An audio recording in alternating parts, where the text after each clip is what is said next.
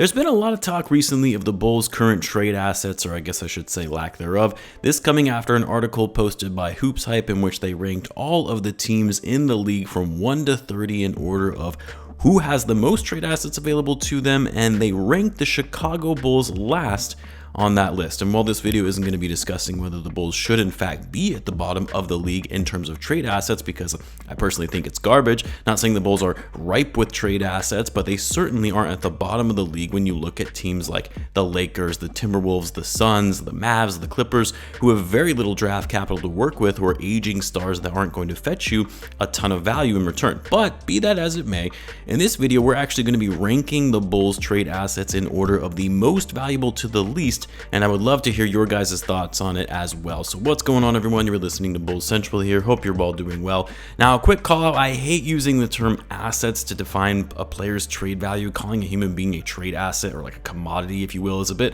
unsettling, but obviously that's how it's conveyed in the business that is NBA basketball when talking about a team's assets that they have available to them, their current players and draft picks. Now, we already know who the current Bulls players are, so no need to list out who is available as a trade piece, but as far as draft picks, if you didn't know, the Bulls actually have all of their first round picks with the exception of their pick in 2025 that is top 10 protected that they traded to the Spurs in the DeMar DeRozan sign-in trade, as well as that lottery protected pick from the Portland Trail Blazers, which we hope someday will finally convey. And when I say all of their picks, I'm mainly just talking about their picks for the next 7 years, because you can only trade picks 7 years out into the future in any given trade package. And then the Bulls also have 3 of their second round picks for the next 7 years. They've traded away a lot of those, as well as had to forfeit 1 in the Lonzo Ball tampering investigation. So knowing all of this, let's rank these trade chips in order, starting with the most valuable. And I think the first one, probably the most obvious, is going to be Zach Lavine. Bulls fans have been critical of Zach. A lot of fans feel that the Bulls were crazy in giving him that max contract, which, for the record, I have my reservations on giving Zach a max deal. But the fact of the matter is, when you look across the rest of this roster, even despite the fact that Lavine is on a max deal with still 4 years left on his contract, he's only 28. In his prime, he's still an elite scorer, an efficient scorer, and as we all know, as the salary cap continues to rise, Zach's contract is going to look more and more favorable as long as he can maintain this level of play. We all know Zach has his flaws, no one is questioning that. But when you consider the fact that he's still a star in this league, he's under 30 and has 4 years left on his contract, that is only going to look better and better as the years go on. And also when you factor in how much star caliber level players, even fringe all-stars as people like to call them, guys like DeJounte Murray, Rudy Gobert, and what they were able to return in a trade, multiple unprotected first round picks, you look at Zach and you see why he is the Bulls' most valuable trade asset, because he can net you multiple first-round picks and even potentially a young player. That's the going rate for stars in the league that are in their prime. Now, who is after Zach? That's really where it gets tough to say. I mean, well, I think most people would say the obvious answer is either DeMar DeRozan or Patrick Williams. I actually think it's Alex Caruso. Not a chance the Bulls move Caruso because he's on such a team-friendly deal, but if we're just strictly talking about the value of their trade chips, you could argue Caruso is right behind Zach Lavine, mainly because it's been known that a lot of teams want Caruso for his defensive intensity and veteran savviness, and of course, his low dollar contract relative to his value.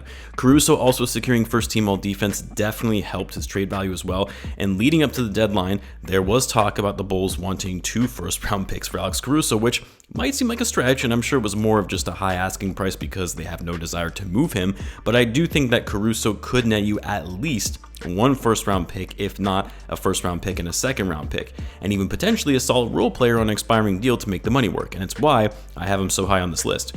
The next on this list is where DeMar comes in. Obviously, he's been incredible for the Bulls. 2 All-Star appearances, was second-team All-NBA in 2021-22, been big for the Bulls in the clutch, a great veteran to have on the team, and you could argue he's been the Bulls' best player on most nights since joining the team.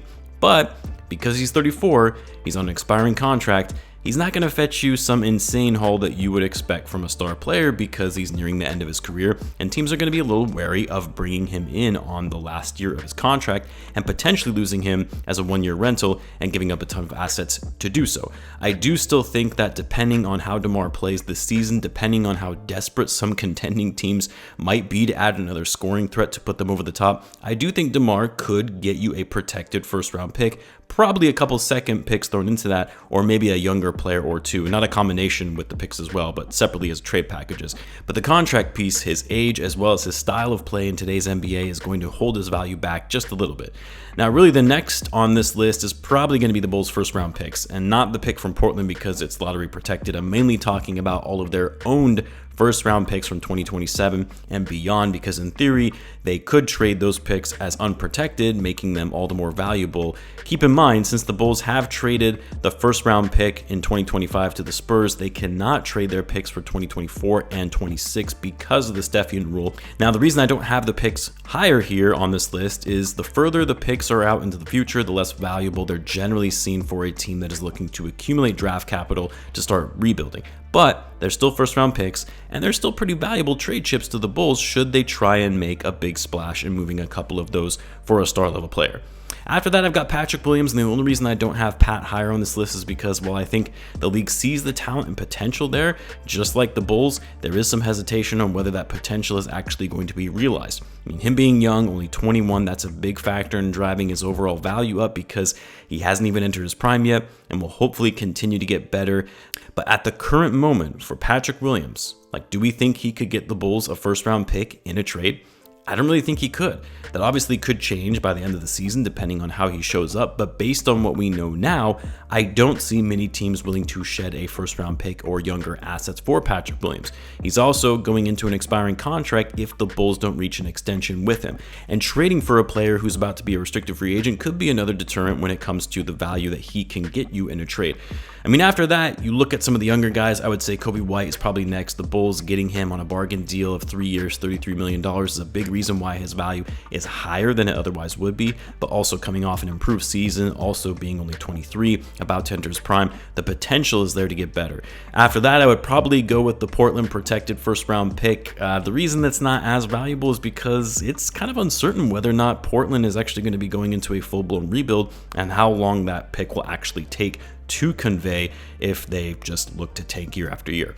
After that, believe it or not, I have Vucevic, and maybe I should have Vuce a bit higher because starting centers are so hard to come by in the NBA this day and age. And Vuce is still one of the better bigs in the league, no question. And there would be a lot of teams interested in Vucevic if he was made available in a trade. But the problem is, like DeMar, his age, but also his contract. While I think the contract that he got is fair value relative to his production, teams are going to be a little hesitant to take on a $60 million full guaranteed deal for a 32-year-old big man, and it's part of the reason why I have him lower on this list.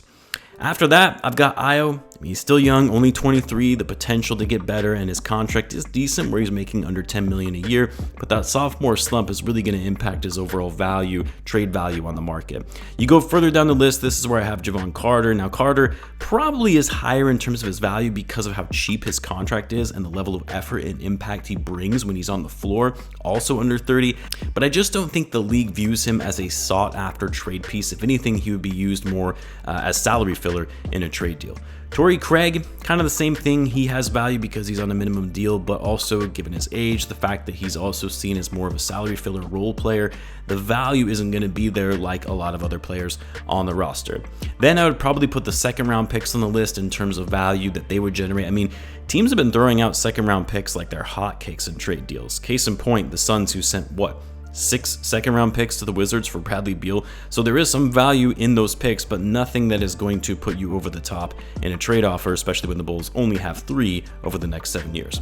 After that, I mean, you're getting into guys like Andre Drummond, who doesn't carry a lot of value on the trade market, especially on an expiring contract. Dalen Terry, Julian Phillips, their youth gives them some value, but they're both pretty unproven players. One we haven't seen at all on the court, and the other we've mainly only seen in garbage time. Teams need to be able to see a player play meaningful minutes in order to determine their worth and value in a trade, and for both of those guys, the value isn't going to be there. Not yet anyway. Obviously, that will change over time. And then, of course, we have the Bulls' two-way players. While I do like these guys and have some high hopes that they're going to turn into valuable pieces on this team, they're guys that are on two-way contracts. They're not going to net you much in a trade. So there you have it, my perspective on ranking the Bulls' current trade assets based on what we know today. Let me know if you guys agree or disagree with this list. Let me know in the comments, and as always, be sure to subscribe, and I'll see you in the next one.